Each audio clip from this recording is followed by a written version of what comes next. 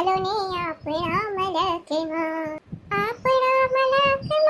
માયાળ માનવી એ માયા મેલીને વયા જાશે મારા મેરબા હાલો ને આપણા મલકમાં એ મલકવારી એ ડોહીમાં હું આવ્યા તમે આજ ના ઓલી સાડી પહેરી આવ્યા આ પછી એક વાર હોય તને ખબર પડી ગઈ પછી હું ઠીક લ્યો હવે હું છું દેર આવવાનો ના એને કેન્સલ થયું મહિના દી પછી આવશે અરે રે મેં તો કેટલી તૈયારીઓ કરી રાખી હતી કે લગન થોડાક ગોઠવાઈ ગયા તો હજી થી જોવા આવવાના હતા બધા છોકરી નામ કીધું તમને ના રે મન કેવું ન્યા આવીને બધું કહીશ મને નથી કહેતા ઈ તો હઈ છે હાલો ને બાયોડેટા મેં મોકલાઈ છે એમાંથી જ કરી હશે ને પસંદ મને તો કીધું નથી બાયોડેટામાંથી કરીશ કે એની રીતે કરી કે અહીંયા આવીને જોવાનું કહે છે એટલે અહીંની જ હશે ન્યાની તો હશે નહીં નક્કી ના હોય આમાં ન્યાની અહીંયા લઈ આવીને કે આને જોવાની તો આપણે શું કરશું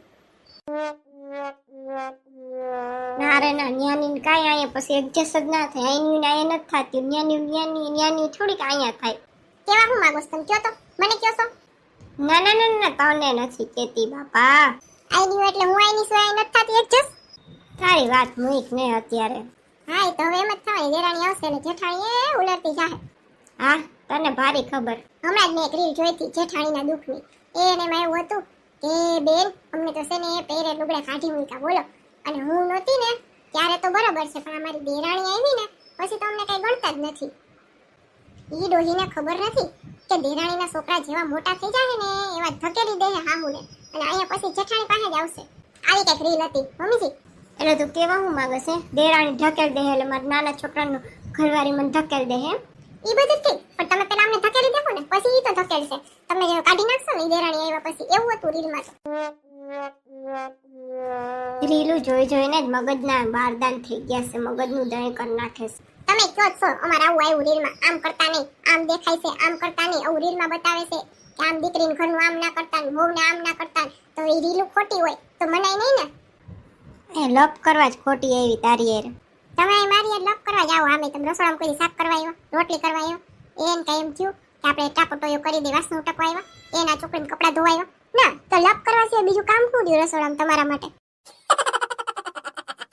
હવે જો આવું જ નહીં એવું તો બને જ નહીં એન હું રસોડામાં આવે તમારે તો કઈક એન લપ કરવા આવી જ પડે વળી તો તમારે દિહારો ના જાય આ મારા દેરનું કઈક સમજવું જો હો નથી એને મમ્મીજીને કઈ કીધું નથી મને કીધું હવે ગગલાને પકડો લ્યો આઈ પાછો ફોન ઉપાડે તા એમ કે હા બોલ ફટાફટ આજ હાથી તમને ફોન કર્યો મારે ફટાફટ જ બોલવાનું હોય કઈ ધીમે ધીમે તમે સાંભળો કોઈ દી મારી બે પ્રેમ ભરી વાયતું આ ભાષણ કર્યું ઈ શું થયું અરે હું એમ કહું કે તમાર ભાઈ છે માર દેર ઈ આવવાનો છે હમણાં તો એને કઈ છોકરી પટાવી રાખી છે કઈ એટલે પટાવી બટાવી નથી ત્યાંથી આવવાનો હે ને બેક પેન છોકરી યાર વાતું કરે હે ઈ એમ કહેતા હતા કે બાયોડેટા દીધા તા મમ્મીએ થોડાક ને પછી મેં મારી રીતે જોયું તું ઓમાંથી એ બધામાંથી બે ત્રણ છોકરીઓ ગમી હતી તો વાતચીત કરે હે આવીને આપણે બધાને કહે આપણે મળી આવશું એને બધાને પણ ઈ બે ત્રણ છોકરીનું નામ કોઈને નથી કીધું ઈ મને પેટમાં દુખે હે તો પેટમાં દુખાવાની દવા લઈ લે તું ને ફોન રાખ અત્યારે મારી મીટિંગ છે આને કાપી નાખો હવે મારે કોને પૂછવા જાવું આવી ગયા તમે ઓફિસ થી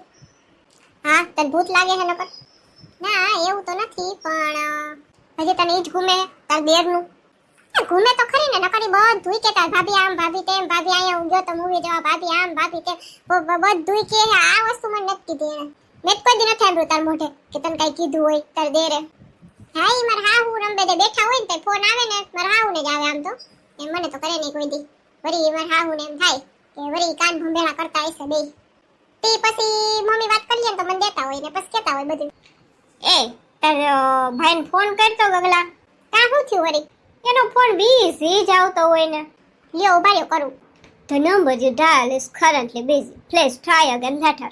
તમે જેને કોલ કરવાનો પ્રયત્ન કરી રહ્યા છો એ હાલમાં વ્યસ્ત છે કૃપા કરીને થોડી વાર પછી ડાયલ કરો આ તો સાલું મારે બીઝી જ બતાવે છે એ આઈઝની વાત નથી રોજનું થયું ને આ ટાઈમે ગંધાનું બીઝી જ આવતો હોય આ તો વળી આઈ જ મેં ફોન કર્યો 10 દી પહેલા કર્યો તો એ બીઝી જ આવતો હતો કઈ વાંધો નહીં હાલો ફોન આવશે તું કહીશ ઈ પાછો આવશે નહીં ફોન જોયું ને તમે મારું કઈ માનતા નથી હું મેસેજ કરી રાખું હું ઈ તો કરશે કઈ કામ હતું તમારે કામ તો કઈ નહોતું પણ એમ થયું કેમ ઉપાડતો નથી એમ ઈ તેમ કોલેજ વાળાને બધાય વાતો કરતા હોય ફ્રેન્ડ સર્કલ એટલે મમ્મી હા પણ આ રાતે થોડાક હોય કોઈ ઈ પાછો બે ત્રણ છોકરીઓ નતો વાતચીત કરવાનું કહેતો કે હું જાણી લે લગન પહેલા ને તેની યાર કદાચ વાતચીત કરતા હોય હા પણ લગ્ન પહેલા કે એટલા વાગ્યા સુધી થોડીક વાતું કરવાની છે. ના ના, ઈ તો બધા નવરા થયા હોય ને અત્યારે એટલે બીજું કઈ ના હોય. બાકી તો આખો દી કામે જતા, વિદેશમાં તો કામે કરવું પડે આખો દી. હા એ વાત તો બરોબર હે. એ તમને કહું, તમારો દીકરો છે ને નાનો, એમ કહેજો ને અમારે હાટું મોબાઈલ લેતો આવે. લે ત્યાં મોબાઈલ નથી જડતા. એવું ના હોય મમ્મી, વિદેશથી છે ને મોબાઈલ સસ્તા પડે. ઠેક તો અમે જ ના કઈ કે લેતા આવજો અમારા હાટું. આપણે શું કરવો, હજી હમણાં લીધો. ઈશન મારા છોકરાનો ફોન આવ્યો તો એટલે તેન પાસે નંબર છે, કરી લે વાત. ના એ કરતો હોય પણ ઈ કે છે ને એનો બિઝી આવે, ફોન બિઝી જ આવે, કઈ ઉપાડ્યો ને એવું બનતું નથી એમ. તો કઈક નંબર બંબર બદલી ગયા હોય એવું નથી ને. તો મેં કીધું હું કહી દઈશ, બાજુમાં જ છે. પછી હું ગગલી બેનને કહી દઈશ, ગગલાભાઈને કહી દેતા ગગલાભાઈ અહીં મળી ગયા. હા હા, એ વાત કરી દઈશું. અટેકથી હારું હાલો. હાલો મમ્મી, ઈ તો એસે કામમાં તમે સુઈ જાઓ. ન્યા હા મીનરાની ન્યાય જેવી થઈ છે મમ્મી પાસે. મારી સામે એનામ સિંહ જેવી હોય.